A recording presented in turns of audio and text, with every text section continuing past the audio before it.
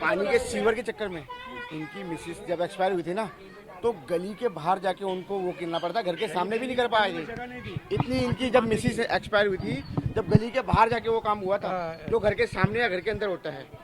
मतलब इतना ज्यादा पानी सीवर की वजह से इतनी प्रॉब्लम हो चुकी थी कि इनकी खुद की इनकी मिसेस। अच्छा, तो हमारी मदर एक्सपायर हुई 5 साल पहले, तो उसकी अर्थी को हमने जाके रोड पे बांधा था। उसके बाद मेरी वाइफ एक्सपायर हुई है, उसकी भी डेड बॉडी को बाहर जाके बांधा रोड पर। आज मेरी बेटी की 22 तारीख को अप्रैल को शादी है, शादी मंगोलपुरी में हो रही है। वहाँ जाकर सिर्फ इसलिए कि यहाँ सीवर का पानी भर भर जाता है, सवेरे पानी भर जाता है, अब शाम को थोड़ा उतरा है, सवेरे डेली गली भर जाती है पानी की।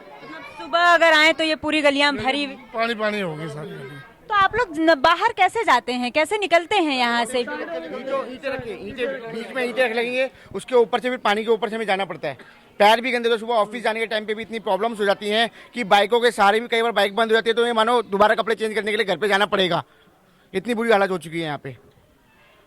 अगर सच में इतना बुरा हाल है और ये सिर्फ एक इलाके का हाल है, एक जगह का हाल है, तो आप पूरी दिल्ली का सोचिए। तमाम तरह के अनअधिकृत कॉलोनियां यहाँ दिल्ली में हैं, उनमें भी ये तो फिर भी गलियां बहुत चौड़ी हैं।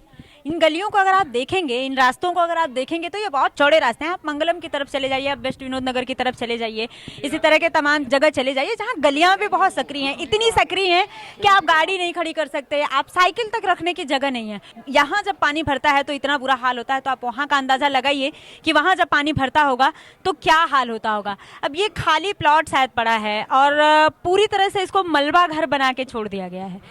और मुझे नहीं लगता कि कभी यहाँ एमसीडी आती होगी या कुछ इस तरह का करता होगा। एमसीडी के वर्कर लगे हुए हैं, पर कोई सुबह ना टाइम पे झाड़ू ना कुछ भी नहीं होता है।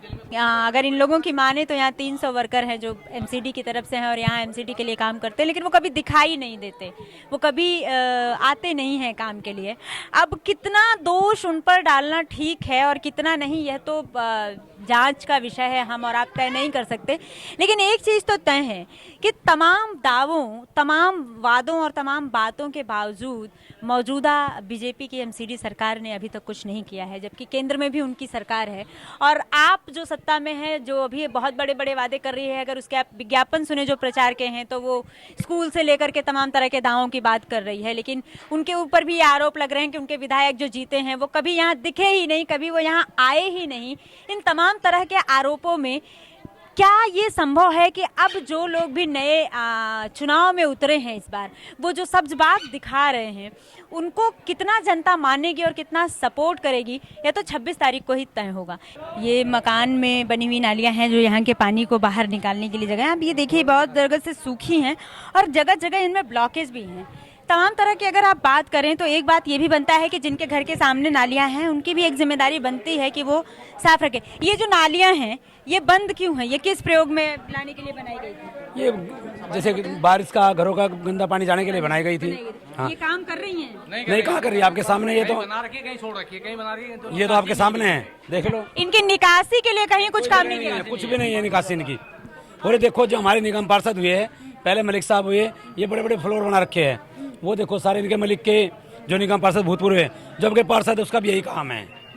जो हमने सीवर डलवाए थे रावत जी ने, ये वो उनकी सफाई तक नहीं करा सके। सन 1993 में हमने सीवर डलवाए थे मिलकर सब ये कॉलोनी के लिए, भाई हमारा पानी चला जा सके। लेकिन शिविर की सफाई न होने के कारण एक नरकीय जिंदगी हमें व्यतीत कर रहे हैं।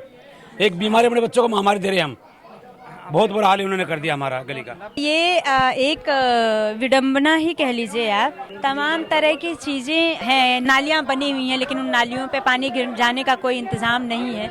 निकासी का ही जब कोई इंतजाम नहीं है तो उन नालियों को आप कैसे काम करेंगे और कैसे उन चीज़ों को देखेंगे।